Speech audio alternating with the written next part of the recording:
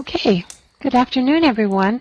Our subjects today, love and sadness, out-of-body experiences, exploring an NPMR, focus, awareness, the dream reality, information and subjective experience, some questions on the Seth information, the Seth books, sleep patterns and eating patterns, a question on boredom, Western culture and consciousness, relationships, ego and fear, and some questions on your personal growth, Tom. So we'll start with Justin's question that came in just a while ago. Justin asks, it seems to me that the term love, as it is used in relation to the larger consciousness system, contains an element of sadness. The best analogy that I can think of is a good blues song that has the ability to stir a deep feeling within us.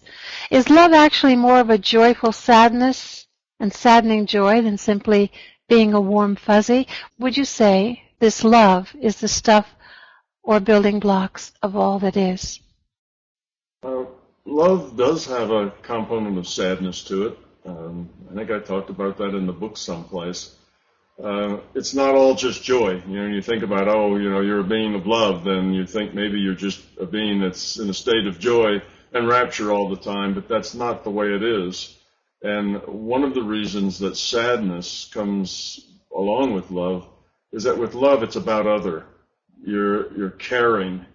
And sometimes you have to sit there kind of helplessly and watch other do things that are self-destructive. Watch others struggling with lessons, and there's nothing you can do to help them. There's nothing you can't go in and say, look, you need to do, you need to be like this. That's not helpful.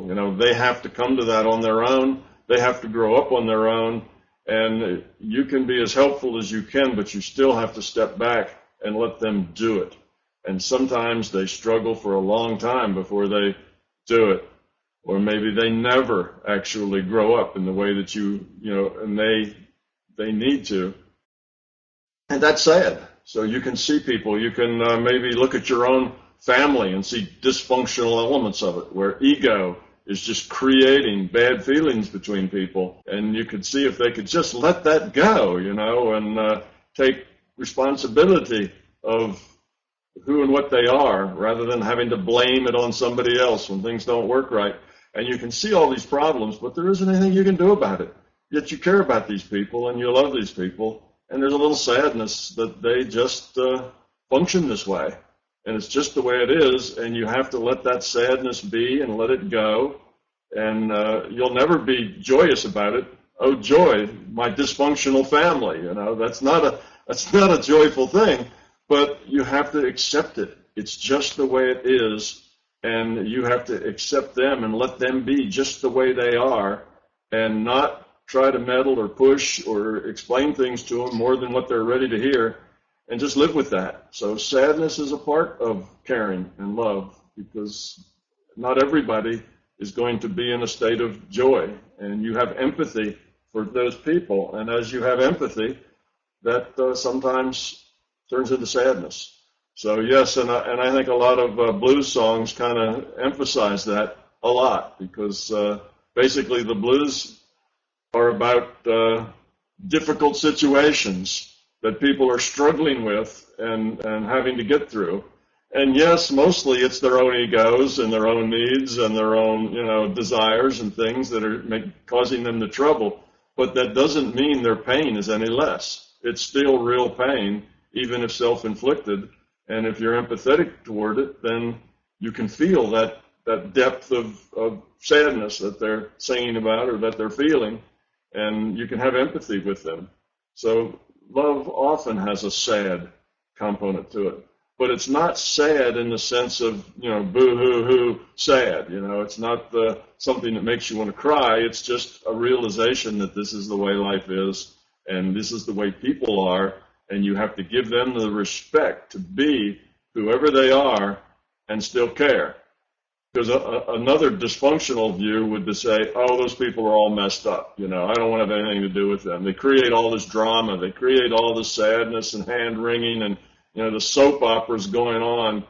And geez, they just need to grow up. I don't even want to be around them because of that. You see, that's all about yourself. You need to let them be whoever they are and still be able to care for them and give what you can. And what you can't, you just have to accept that that's the way it is. So I think that's kind of the love sadness connection. Love is caring about other people, and sometimes that can be sad when you're caring about people who are in pain, particularly when you know that pain is self-inflicted. That makes it even sadder because it's an unnecessary pain. It's a pain that they're creating, and yet they can't see that they are creating it. They haven't gotten there yet, and there's really nothing you can do to explain it. They have to grow to that point. So, yeah, does that kind of answer your question? Yeah, definitely. That makes a lot of sense. And as you were saying that, I'm thinking about observing myself too and my own struggles and knowing, I need to do better. And it's almost like maybe comparable to having to do a big job in your yard or something. It's a lot of work, but it's fun at the same time. So, seeing myself and my own struggles, there's a bit of sadness to it, but there's also a lot of excitement that I know that I'm seeing and that I can make forward progress. So it's kind of exciting in that sense too. And the same with, like you were saying, with other people. Sure, you have to, you can have two kinds of personalities, one that sees a silver lining in every dark cloud and one that sees a dark lining in every silver cloud. And, if you have something that's really difficult to do, even if it's just a lot of yard work, you can look at it in two ways. You can say, oh, man, it's just, what a job. I have to get it done. I really don't want to do it, but I know it has to be done, so I'm going to grit my teeth and go out there and do it anyway. Or you can look at it, that's finding the dark lining, right? You're emphasizing on the negative aspects of it, but you can emphasize the positive aspects of it. And I'm going to be outside. It's going to be a lot of fresh air. I'm going to get some exercise. My body's going to feel good when I do this. It's going to be a lot of work, but it's going to really be good for me. I need the exercise. The yard needs the work. Everything will look better, and it's going to be really nice. This is going to be effort worth doing. And go out with kind of a smile, and different people would approach that same thing, in those two different ways. You can grumble and about it, or you can see the value in it and just do it cheerfully. That's kind of living gracefully with those things that need to be done. We often struggle with the things that need to be done that we don't want to do, but if we learn to find the silver lining in that cloud, it makes it easier. Yeah, so that can be some of the sadness as well. Oh no, I've got to get through all this stuff. Oh no, Aunt Susie's coming, and she always, grabs my cheeks and pinches them and then giggles at me, and I just, but you have to find that Aunt Susie's just trying, that's the way she's expressing her caring and like for you, and you just have to let that go. Find the silver part of it, not the dark part of it. All right. Thank you. Tom, is there a point where it might become unhealthy to interact with dysfunctional behavior? Yes, it is. You can, let's take different cases. If there's somebody that is a neighbor or a coworker that you don't really have to interact with, okay, now that's different than a spouse or a child or a mother or father or somebody that you do have to interact with.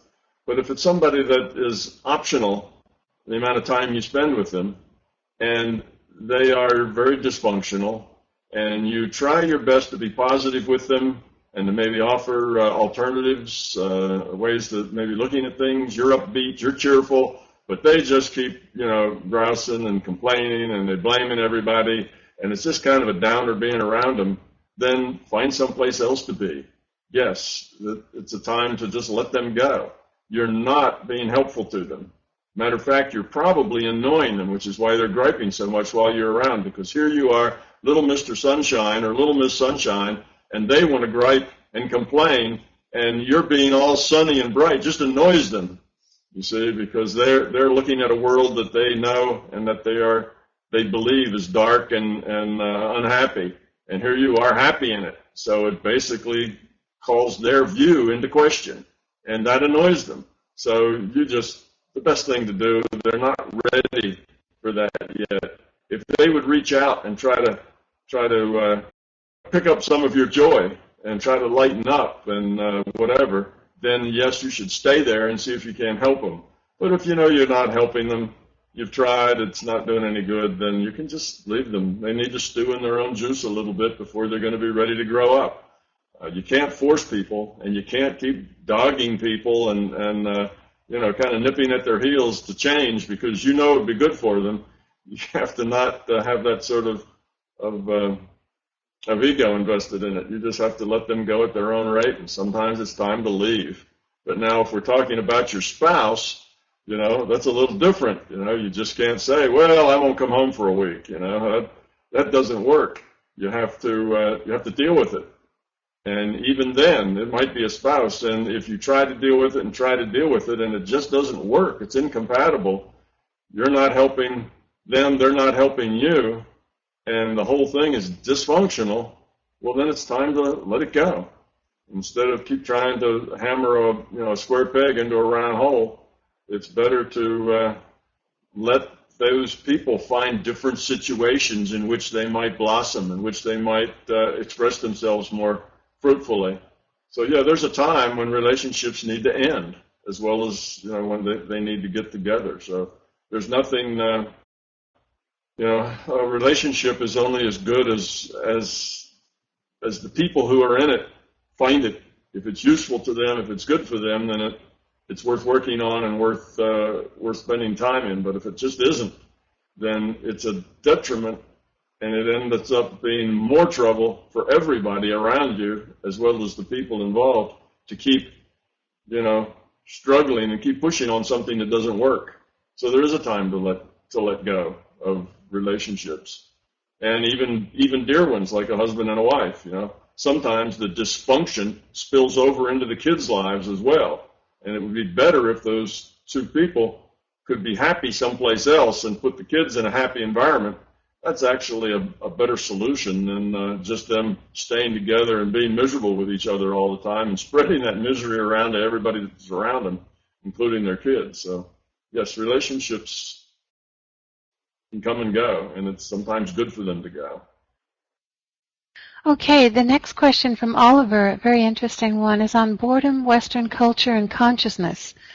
Scientific studies on boredom revealed that people who are often bored have a significantly lower life expectancy, and that boredom is caused by not being able to influence your own thought processes in a meaningful way.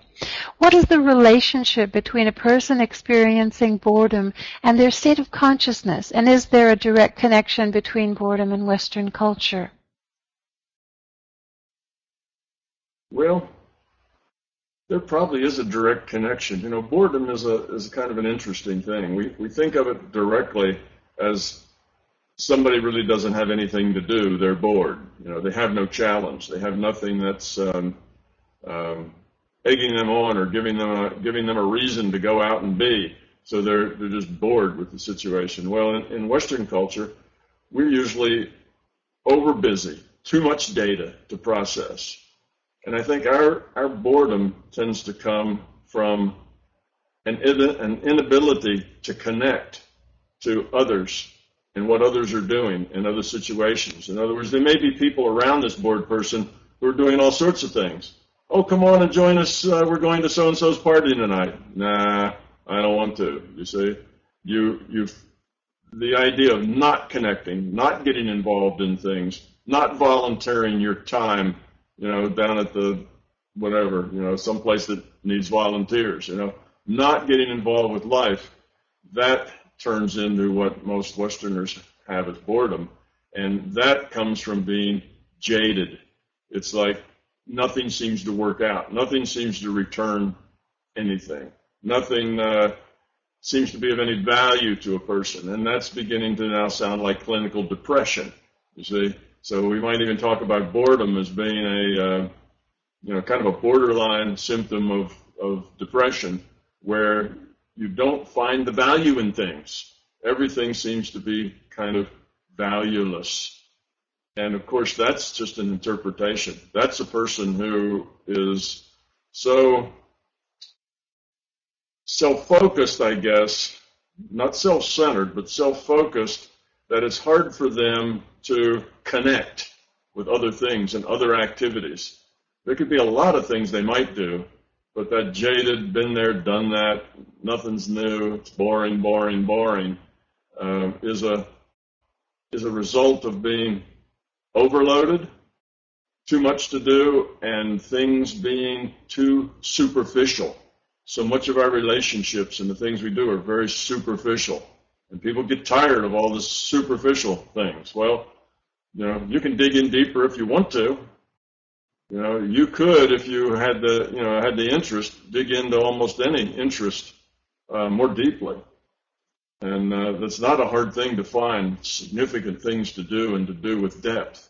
It's just, if you don't see those things, if you say nothing is of value, everything's boring, I think that is a Western culture thing that comes from too much overload of data. And because we have so much overload of data, we tend to do everything superficially. We don't read anymore, we skim. We don't really have in-depth relationships, we chat. That sort of thing. And when everything is superficial, then pretty soon everything seems valueless. Well, it's not that everything is valueless, it's the way we're approaching it. It's the way we're interacting with it, and we can change that. So it's a perception problem. It's a self-focused perception problem. And I think it is pretty prevalent. There is a lot of boredom. And yes, people who are bored aren't going to live as long. They're not going to be as happy. Their health is going to be poor. That's because, the mind leads and the body follows. If the mind is in this, what do we call it, pre-depression state, then it's unhappy. It's not up. It's not positive. And that makes the cells in the body not positive, kind of lethargic and not doing anything. Bored people, instead of getting up and volunteering at the local, let's say the local hospital or someplace that's doing, what is it called? Big Sisters, Big Brothers was a program, at least in the U.S., where you could join a program to help anywhere from 9 and 10 up through teenagers, just by giving them somebody positive to interact with, an adult that wasn't trying to beat them, sort of thing. And these kinds of programs will give you a lot of depth, and they're everywhere. Almost every good cause needs volunteers, needs people to get involved. So it's not that there's nothing to do. It's just that we do everything so shallowly that we get a sense of there being no substance anymore to our lives. Now, what do you do about that? How do you wake a person up out of that sort of attitude? I don't know. Maybe you just ask them to come with you and you go do something somewhere that's meaningful, something that's significant. Find a hobby, buy a camera and become a photographer. Go to a museum and appreciate art. Do something that has some depth and meaning to it. And if they had people to do that with, it might pop them right out of it. But yes, it'll affect your health. It'll affect your lifespan. It'll affect your relationships, because when you have that attitude that there isn't any value in anything, and you devalue everything, and when you devalue the people in your relationships, those relationships start to unravel, and they come apart. So then pretty soon that just reinforces the fact that nothing has any value in it. Look, all your relationships are coming apart, you see? So you're creating your own reality here by your attitudes. You're making the things that you're seeing, you're making them come true by the way you're acting. So it's a difficult downward spiral to get somebody out of, to see what they're doing. They're creating their misery, and then help them move into something more interesting. I don't know. It's a difficult thing. Depression is a hard thing to get people out of. Usually depression is a fear-based thing. People are afraid that there's no value, that they give no value, that they're shallow, and in that fear, they come to see everything else as that way, the way they fear themselves to be. It kind of justifies, well, I'm okay, I'm just like everybody else. everybody's shallow like I am. And pretty soon they kind of work themselves into a depression. But it starts typically with fears about self. Did that get to the root of what you were asking, Oliver? Yep. Thank you very much, Tom. It did. One more thing on that subject, Tom. You spoke a lot in Spokane about the positive aspects of the internet, and here we're seeing how that can be an overload. I think it is the internet and information has spread to most other cultures now, which you have said is a positive thing in that information is available that never was available before. All of the bubbles of enlightenment can come together because of all of this information that's available to everyone. But I suppose it has good and bad aspects to it too, as far as this overload. But I don't know of too many cultures that the internet hasn't affected.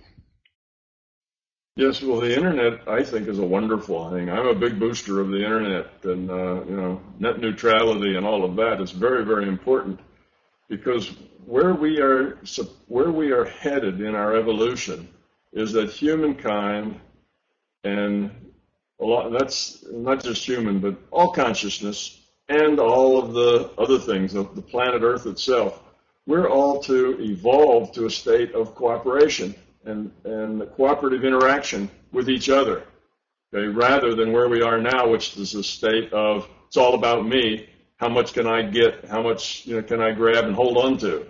And how much can I get, and how little do I have to give for it? It's all about the person maximizing what they want in the world at others' expenses, rather than a cooperative. How can we work together to make this a better place for everybody? Well, we're growing up to that, which means we're defining a new system, a new system of interaction. Rather than everybody being an individual, there has to be a larger system of cooperation. You can't do that without communications. So the internet allows us to communicate and become a system, humanity as a group, because humanity is now all netted together in a physical way that we can communicate, we can share, we can empathize with each other. That's an important part. But like any information source, you can dig as deeply or stay shallow, as you wish. I mean, if you hop to a different channel every 2 or 3 minutes on the internet, well, some people do the same thing on their TV sets. They'll sit down at their TV set and they'll hop from channel to channel to channel, and no channel ever stays on more than 5 or 10 minutes before you hop to the next one. You see, that's what I'm talking about, is data overload and shallow. They can't sit still and focus long enough to get into anything, because they've been there, done that, and have to jump to something else for hoping of some kind of novelty that will entertain them. You see, rather than looking for depth that could, instead of entertain them, that could occupy them, that could focus them on the depth. So that's just an individual problem. I wouldn't blame that on the TV or the internet. That's the individual who's having that difficulty. And you can skim around on the internet and never actually get anything out of it, or you can dig in very deeply to subjects and study them and learn a great deal on the internet. And that's just, I guess it's part of the same question that Oliver talked about. If you're in that state of needing constant entertainment, well, that puts you in an emotional state, I'd say equivalent to most 2-year-olds or 3-year-olds. They are in a state of needing constant entertainment. If you let them be by themselves, or just make them sit still for 5 minutes, it's almost excruciating for them to sit still for 5 minutes. They don't like that. Take them to a nice restaurant and say, no, just sit down and be quiet till your food arrives, and it's a disaster. They can't do that. They've got to get down and run or thump or break something or scream or do something, just because there's no stimulation there otherwise. And sometimes adults are like that too, but that means they're still in a large part of their being, they haven't outgrown being 2 or 3 years old. They're still in that level of needing constant entertainment, and they just have to grow up, which is really what it's about here. It's not about self-focused, entertainment. Entertain me. I'm bored. Entertain me with something else. I'm bored. Entertain me with something else. It's not that the world is boring. It's that the individual is not connected. The individual is rudderless. There's no roots forming anywhere. That's the difficulty.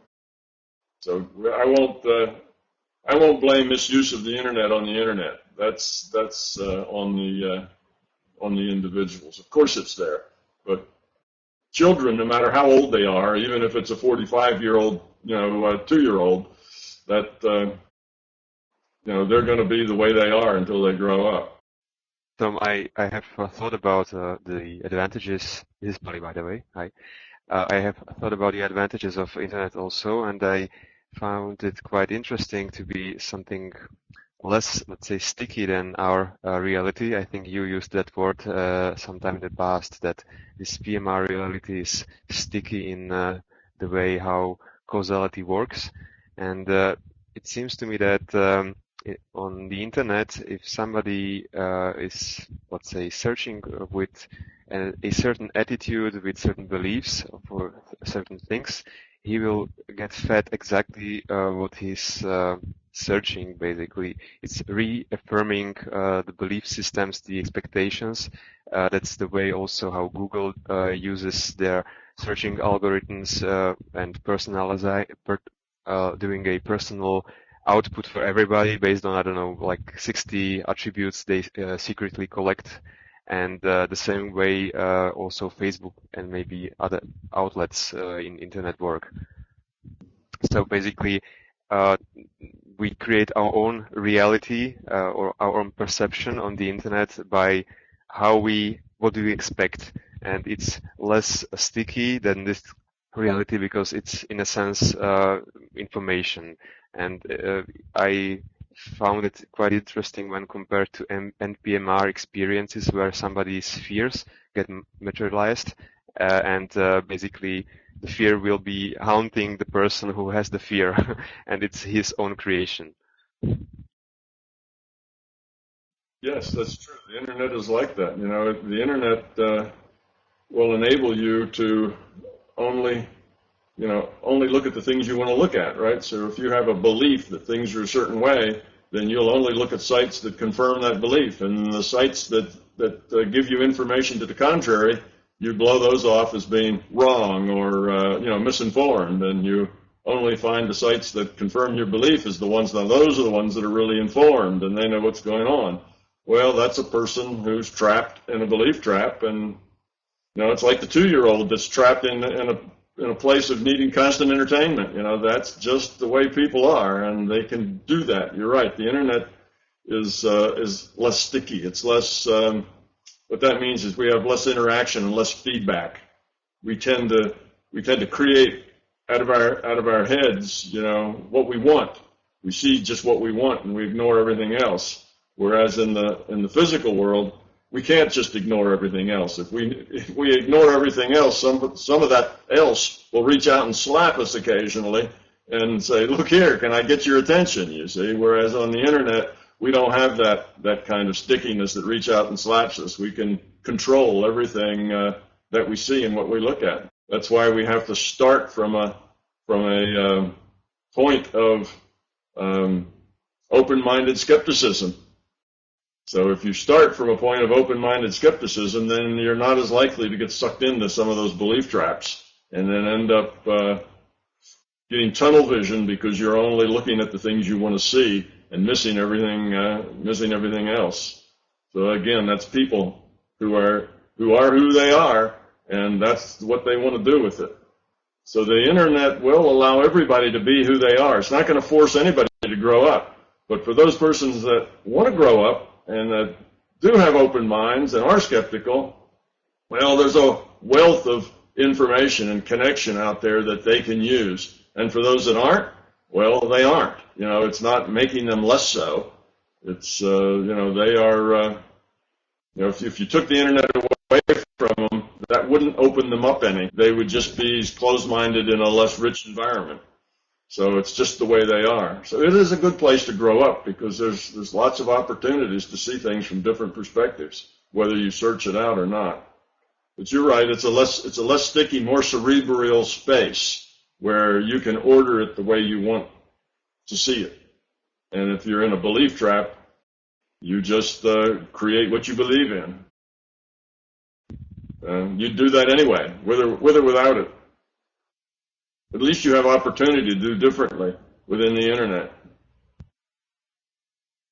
Yes, I find it interesting that again how the characteristics of the system are fractally, let's say, interpreted into all realities. Everything works the same way in all levels, so to speak. Yes, it does. The fractal process gets, it seems like a good theory when you first hear about it, but then the more you think about it and look into it, you see these patterns showing up over and over again. It's like I was commenting earlier, this fellow Richard Bain is trying to come up with an economic system, and he's basing it on biology, the economics of the biological system. The biological system has certain nutrients, certain things that all the cells need, and these get parsed out to all the cells, and cells have different functions, and things come and go inside the cell. It's got its functions of what it needs, what it calls garbage, what it gets rid of, how that gets taken up, and there's this very cooperative effort among the, 6 billion cells or whatever you have in your body. There's all this cooperation in order to provide sustenance, get rid of the garbage, do the functions that are required to make the body work. And inside of that, there's kind of an economic system going on of services provided and benefit gained. And then he's looking at that system, and because it's a fractal process, he looks at that system and says that he can see the kind of the basis of a process of economics for people. And that's based on that same kind of system, and it's because it's fractal. So the same way that the cells work, is a way that any cooperative system could work. So that's kind of the idea of it. So that's a neat thing about the fractal processes. So here we are, a digital information system, a virtual reality, and then we create virtual realities, and we might even say that the internet is a virtual reality. There's so much information there. It's not a game that has a plot, but it's a virtual reality. People can get lost in the internet just like they could get lost in playing VR games. You have to have balance there. So what's next, Donna? All right, our next question moves from what you call physical matter reality here to non-physical matter reality. The question from John begins with a quote from your book. At one time, we were less constrained than we are now. There was more direct interaction, meddling between NPMR and PMR. The extent of that interaction created results that were interfacing with the intent of the experiment. Consequently, more restrictive rules were made, and our current system became as we know it now. The rules, the structural dynamics can change, but not casually and not often, or the integrity of the experiment will be ruined. In the meantime, an embodied citizen of PMR who has a well-developed consciousness and is operationally aware in NPMR has a powerful advantage in that he or she can forcefully interact with the energy of others, both within and outside PMR, and remain within the law and thus protected by it. We are allowed to meddle in the energy of others because such activity exercises as an important part of our evolutionary potential, and because our consciousness is generally so underdeveloped that we can't do much damage, much like letting a bunch of toddlers throw Nerf balls at each other. John was wondering if this sort of opening and closing is a natural part of a given PMR's progression through its early stages, and through maturity and so on. It seems Yes. similar to what takes place when a baby is born and matures. What was it like when this was open? What will it be like? And what are some of the things that need to happen in order for this to open up again? Okay. Yes, it is a natural progression. It's also part of it is this is an ongoing, evolving process. This consciousness, larger consciousness system, and our virtual reality as a part of this larger consciousness system is an ongoing process. And like any big complex system, you set the thing to work, and then you let it work, and then you kind of say, well, I could tweak that a little bit and make it a little more efficient and a little more effective. So you make tweaks on it. You modify it slightly, not enough to disrupt everything, but you just tweak it as you go. So we do have these things that, let me call them, they're more like corporate policy than of rules in the rule set. You know, we talk about the rule set where everything has to evolve according to the rule set. That's our physics and our science. But besides the rule set, we have things like the psi uncertainty principle. And that's not really a part of the rule set. That's more like company policy. And it's a way of kind of doing business. And you might think of it as a rule, but it's a policy that says if everybody who is of low consciousness understood about using their intent to influence future probability, we would have a very messy, unhealthy, unproductive situation. We'd have all sorts of people trying to use their intent to modify other people to their own advantage. You know, all the employees would be trying to make their boss, give them a raise and not the other person.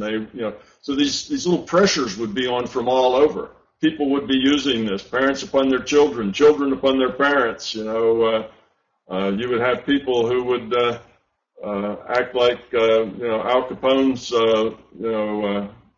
gangsters in Chicago. And if you don't do what I want, I will make you ill. I will make your children ill. People would work very hard at gaining this kind of power so they could use it to their own advantage.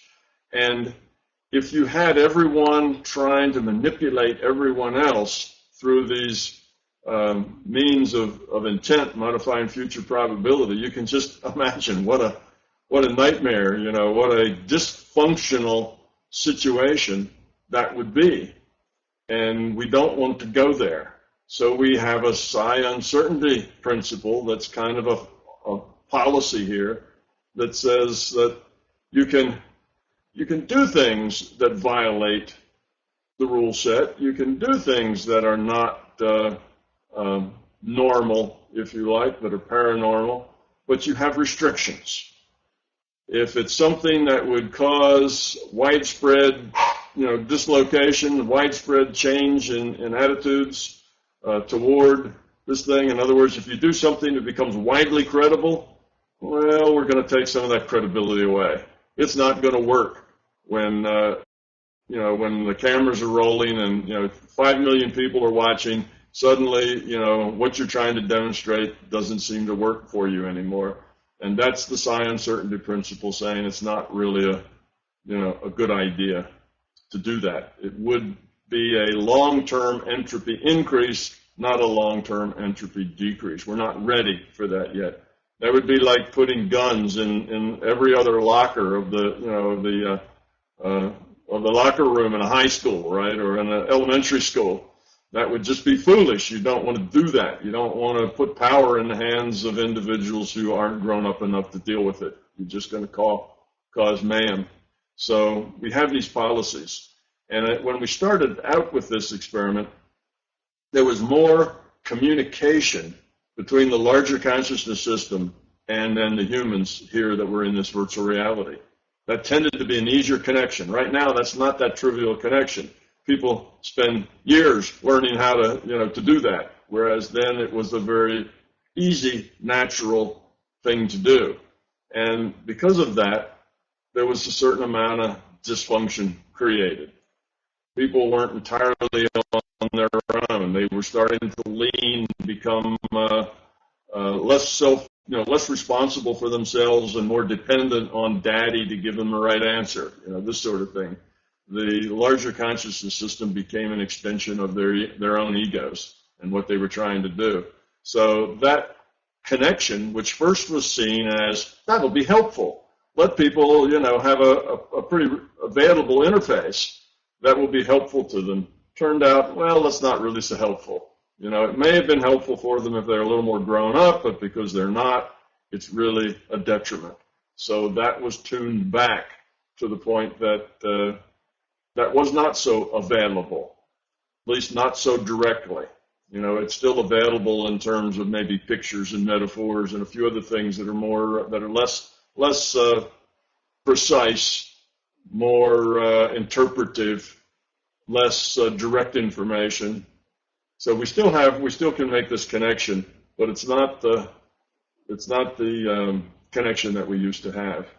Now, will that ever turn around? Sure. As we grow up, when I say we humanity, as we grow up and become more responsible, then there's no reason why things like the science certainty principle won't be relaxed to the degree that we can deal with it.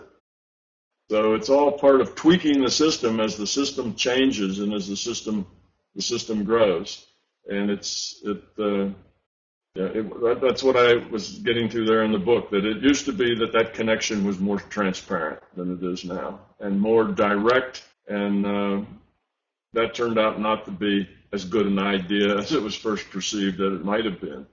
And people now complain about that. I hear that, and they say, well, if this system really wanted us to evolve, why doesn't it help? Why doesn't it talk to us? Why doesn't it, encourage us? Why isn't it more active in the process? And the reason is that doesn't really work, because it would be interacting with your intellect, not with you at the being level. And that intellect is typically full of fear and ego processes going on.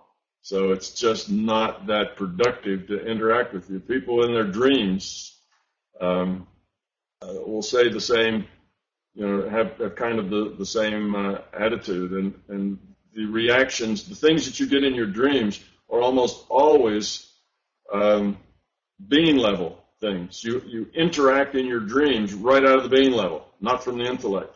That's one of the great advantages of the dream reality, is that your intellect is, sleeping. Your intellect is not running the show. It's you at the being level running the show. So the fears and the ego and what you are is what happens. That's the decisions you make are right out of the being level, mostly in your dreams. It's not until you have a lucid dream that your intellect actually gets turned on and you begin to act out of the intellect rather than out of the being level. So this dream world is a very handy place just because the intellect is not working. What you do in a dream is pretty much the way you are. People talk about their guides, and they say, well, I wish the guide would just talk to me, give me some direct conversation. And instead, they get pictures and metaphors and things like that, and that's because the guide does not want to interact with them at the intellectual level. That's just not so profitable. Now, other people do talk and interact intellectually with their guides because they're able to deal with that better. They're able to make use of that. But if you can't make use of that, if the ego would tend to take charge of that, then better to send some pictures and, give you some signs and do this kind of, more difficult to interpret stuff and let you deal with it at that level, which gets you back more to your intuition. What does that sign, what does that metaphor mean? Well, you get those answers mainly through your intuition, not through your intellect. The intellect can't process what does that symbol or metaphor mean very well. What does that sign mean? I asked a question and I saw this big black hole with a shiny thing in the middle of it, and then such and such happened. What the heck does that mean?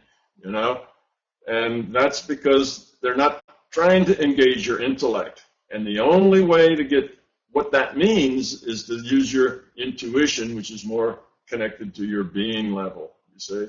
So that's the reason that some guides just refuse to talk to you, is because you're not really ready for conversation. Your conversation would be dysfunctional for your growth.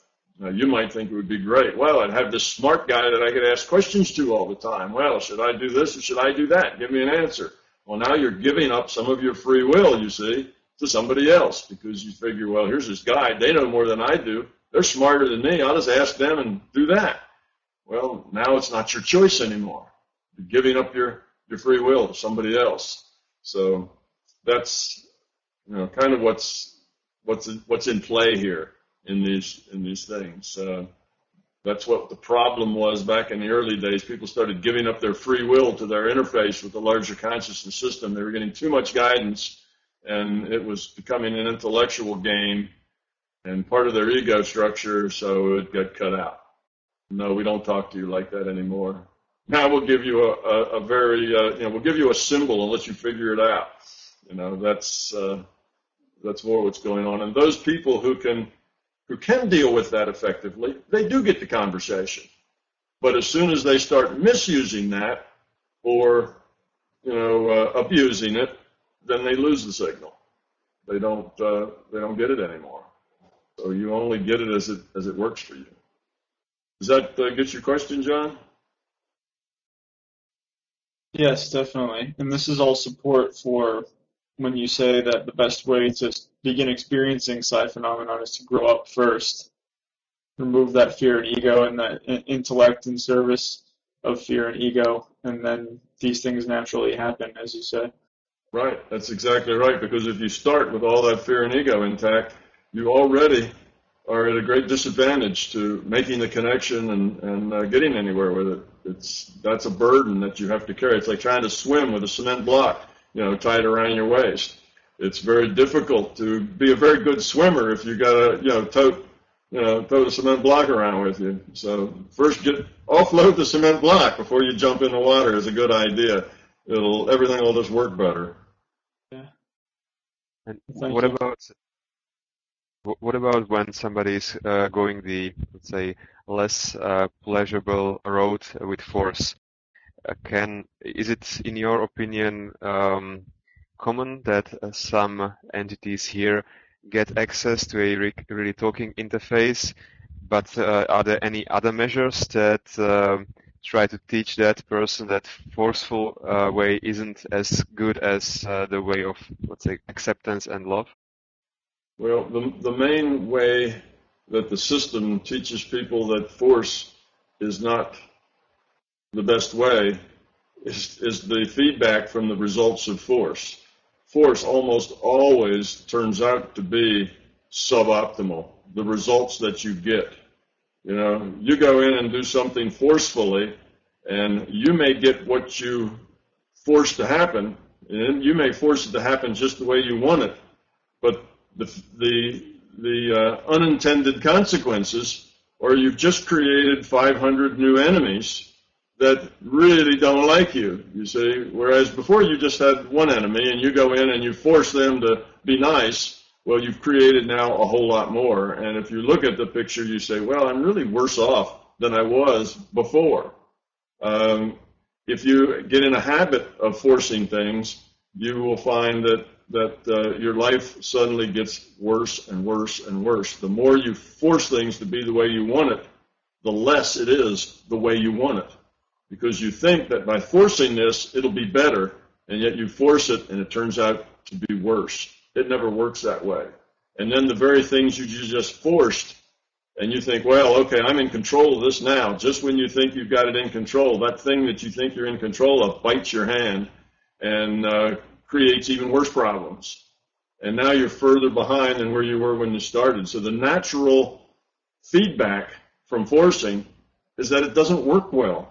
It's counterproductive. It's closer to digging a hole under yourself, digging yourself in deeper and deeper into a problem than it is creating a solution to get you out of the problem. Our ego believes that we can force things to be the way we want them. And that's our fear. Our fear, too, says the only way we'll get things to be the way we want them is we force them if we can control things. So this control, power, force axis is And we look historically, look at the history where you had that being applied, and you will find, though it sometimes lasted a fairly long time, but those situations, people, institutions that work from force end up sowing the seeds of their own self-destruction, and eventually they go away. They disappear. They do not, they do not go on for very long, because by using force, you're creating deeper problems. Eventually, you dig a hole so deep you can't crawl out of it, and then that becomes the beginning of the end. So force just doesn't work, and you have to have a bigger perspective to see that, because it seems to work in the short run. In the short run, you make money real quickly if you rob a bank. And you say, well, in the short run, that's good. But in the long run, you undermine the very society from which you take all your positives. You see, if you rip people off, you get something in the short run, but you impoverish the society in which you exist, which is also, where you get your own sustenance from, is now impoverished. So it just doesn't work that way. That's the old saying that if it's not good for all, if it's not good for the system, it can't be good for you too. It's not like you can somehow bleed the system and get an advantage, and that will stay a long-term advantage. It's only a short-term advantage. In the long term, it's a detriment. It comes home and bites you. So that's the natural that's the natural stick, I guess, for teaching people about using force. Try to use force in your family. Try to use force on your spouse, right? Try to use force on your children. Well, sometimes you need to use force on your children, but that's because they're children. It doesn't work that way when you work with adults. Try to use force on almost any kind of a relationship, and you'll see it just makes the relationship worse. Well, that's obvious, right? Well, it's not so obvious when the relationship is a banking relationship or a commercial relationship, but it works just the same way. If you use force, if you rip people off and use force, it will come home and bite you. You can't do things for your own gain that doesn't poison the pool that you're swimming in, the pool that you have to drink out of, or however you want the metaphor to run. When you take advantage, it comes home to you eventually in the long run. And a lot of people don't care. They say, well, that short run is as long as my life, so I'll just get it all now, and then I don't care. But, they've got children and grandchildren and great-grandchildren, and the line goes on, and you have to be pretty self-centered to figure it's all about me and I don't give a damn about anybody else ever. If you're that self-centered, then there's not a whole lot of hope. You're nowhere near ready to start growing up. You're probably not quite ready for preschool yet. You're still in diapers and at that level. So those people are just the way they are, and that's part of the sadness we talked about. It's sad that some people are like that, but they are, and you just have to accept that that's the way it is and go on. Okay, I hope the higher-ups in the banking industry are listening in, but probably not.